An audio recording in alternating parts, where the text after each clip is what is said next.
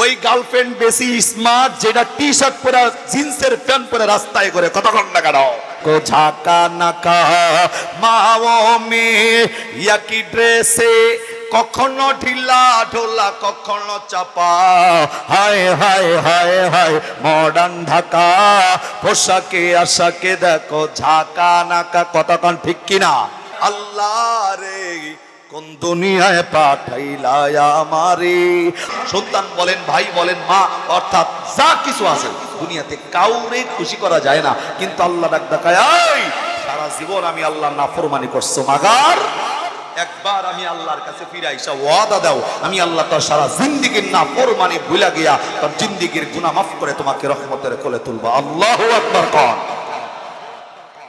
আর খুশি করার ছোট্ট একটা রাস্তা দেখায় দেয় আমি জানি না এই বয়ানটা কোনোদিন আপনি শুনছেন কিনা এত সহজ একটা রাস্তা যার কল্পনাতেই নাই আপনি যদি বলেন হুজুর মা বাবারে আমার খুশি করে কেমনে মা বাবারে খুশি করতে লক্ষ টাকা লাগবে না আমি যদি মনে করি আপনি 30 টাকা 20 টাকার বিনিময়ে মা বাবার মন জয় করতে পারবেন সুবহানাল্লাহ কোন না এই আল্লাহ কিন্তু পবিত্র কোরআনে সূরা বনী ইসরাঈলের মধ্যে বলছেন যে মা বাবা ওই যেই বান্দার প্রতি খুশি তার উপরে খুশি কে নামাজ পড়ছেন 5 ওয়াক্ত তাহাজ্জুদ পড়ে কপালে গা উড়ায় ফেলছেন মাগার মা বাবা যদি সন্তানের উপর নারাজ আল্লাহ নারাজ কথা কোন ঠিক না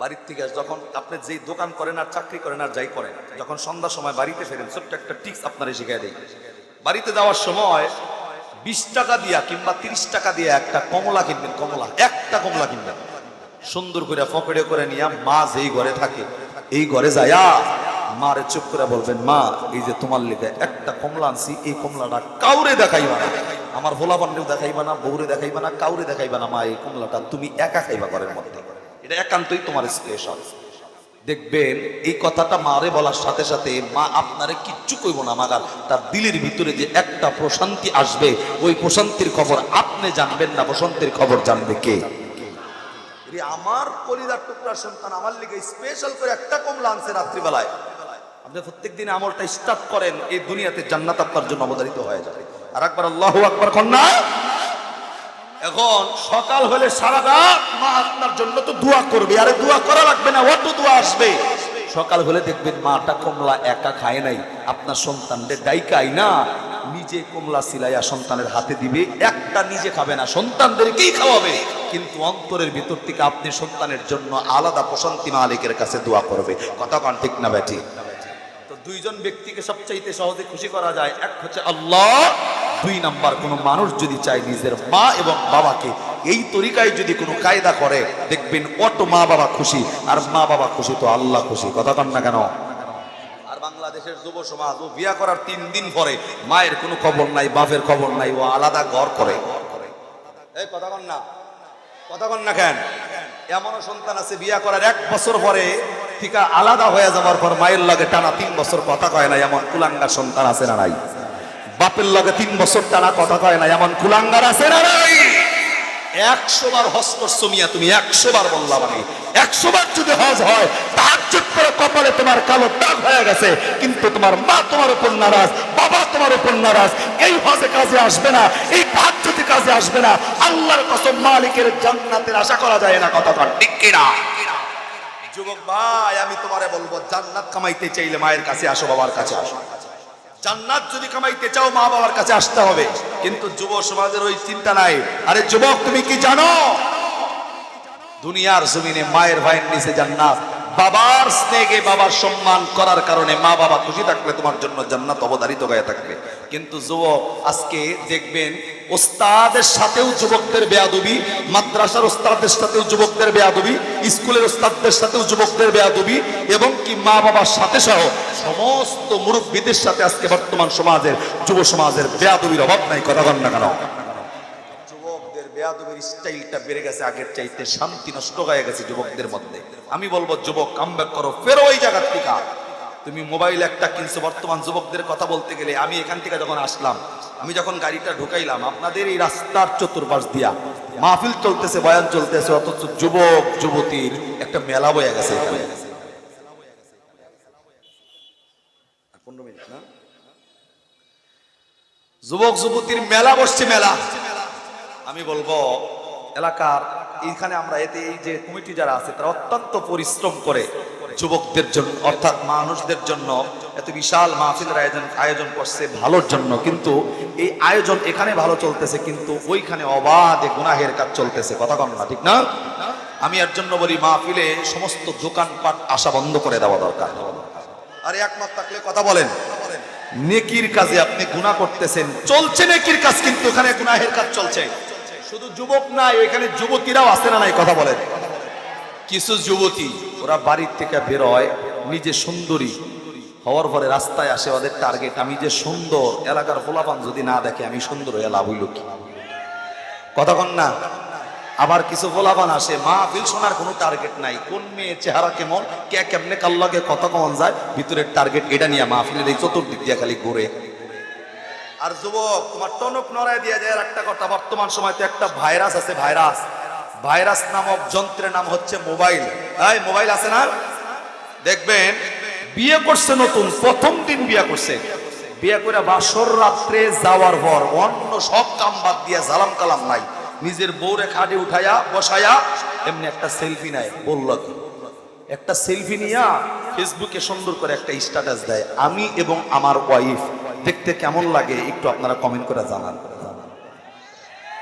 আরে যুবক বাপ ধরে বই রইছো, কথা কও, ঠিক না? এই বলাই নিজের বউরে নিয়ে স্ট্যাটাস দেয়। ইয়া আল্লাহ, তো বললেন না আপনারা কিছু।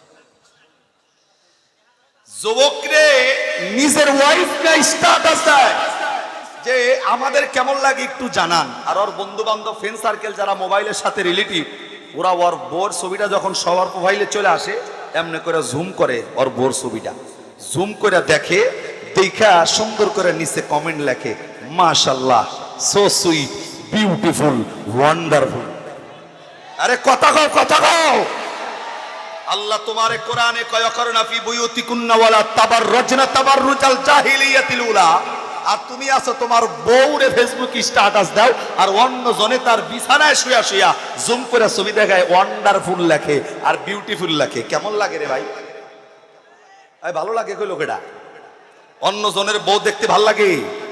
আমি তোমারে কয়ে দিয়া যাই, তোমার বউর ছবি যে ফেসবুকে দিলা, অন্য সাধারণ বন্ধুগুলা তোমার বউরে দেখা অন্তরে যেই পরিকল্পনাগুলা করে, আল্লাহর কসম তুমি যদি জানতা ওই বেড়া বিছানায় তোমার বউরে নিয়ে কি পরিকল্পনা করতেছে, তুমি জানলে আল্লাহকে সম্পর্ক নষ্ট করতা, হাতের কাছে যা পাইতা তাই নিয়ে মারতে যাইতা। কথা কাও, ঠিক কিনা? এখনো ফেরো এইখান থেকে, এখনো ফেরো।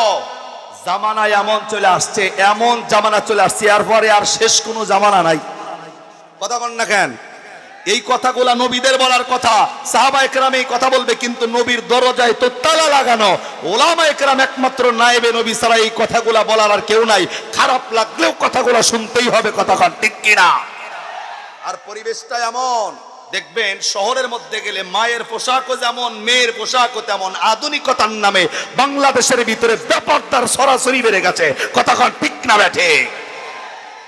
হায় হায় হায় হায় মডার্ন ঢাকা, পোশাকে আশাকে দেখো ঝাঁকা নাকা। মা ও মেয়ে একই ড্রেসে, কখনো ঢিলা ঢোলা কখনো চাপা।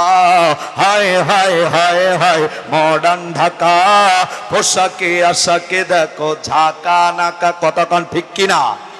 আল্লাহ রে, আল্লাহ রে, কোন দুনিয়ায় পাঠাইলা আমারে। কথা ঠিক না? এই জামানার পরে আর কোন জামানা নাই। বলেন তো, কোন দুনিয়ায় পাঠাইলা আমারে? সবাই, কোন দুনিয়ায় পাঠাইলা আমারে? আল্লাহ রে, আল্লাহ রে, কোন দুনিয়ায়।